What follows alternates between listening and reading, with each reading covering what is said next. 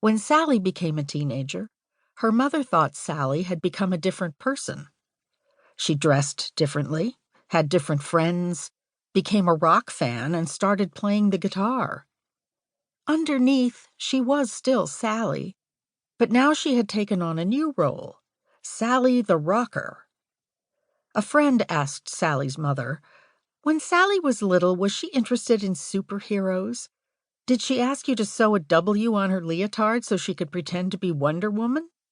Did you think it was cute?" Mom smiled as she remembered how cute she thought Sally was at this stage of her life. Her friend continued, "Could you think of her that way now? Imagine that she's put on the suit of a rocker. That's what is going on. She's trying on an identity.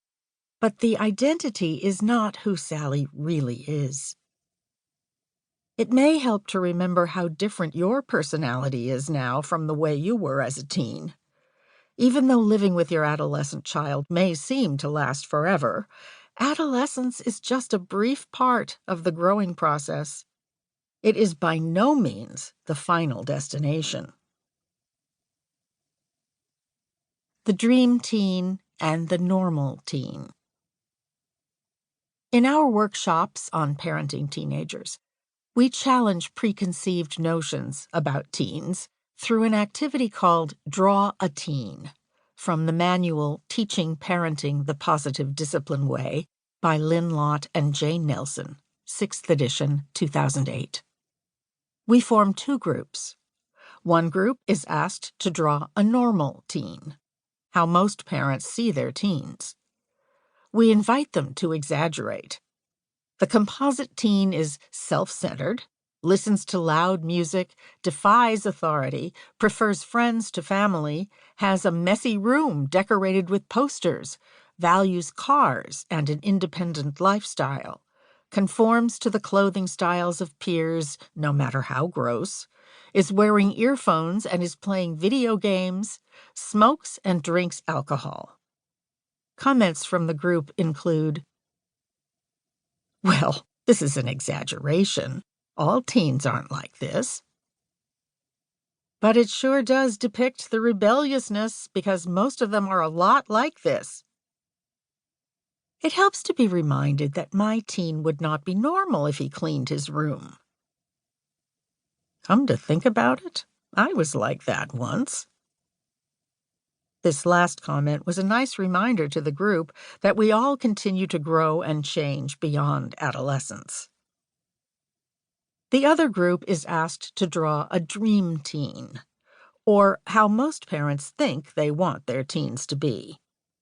This composite teen is voted prom queen or king, keeps agreements, I promise to be there on time as always, volunteers to help, loves to talk to parents, let me tell you everything about my life, eats only healthy food, doesn't watch television, is very athletic, earns 2 scholarships, 1 athletic and 1 academic, scores high on the SATs, lines up a summer job by January, supplies his or her own money for hair or makeup, and saves the rest for college and a car, respects everyone, including siblings, is respectfully assertive, doesn't waste time on video games, and is an A student.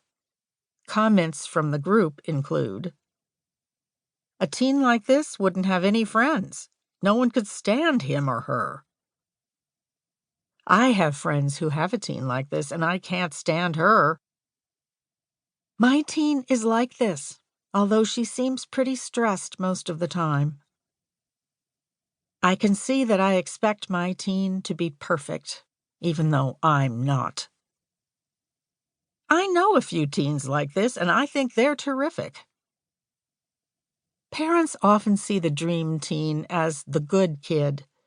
You may not have thought about this, but these teens may have sold out to become pleasers and approval junkies. Their parents use them as the standard and say to siblings, "Why can't you be more like your brother or sister? At least I have one that doesn't give me any trouble." The good kid may feel significant only if he or she is getting this kind of praise.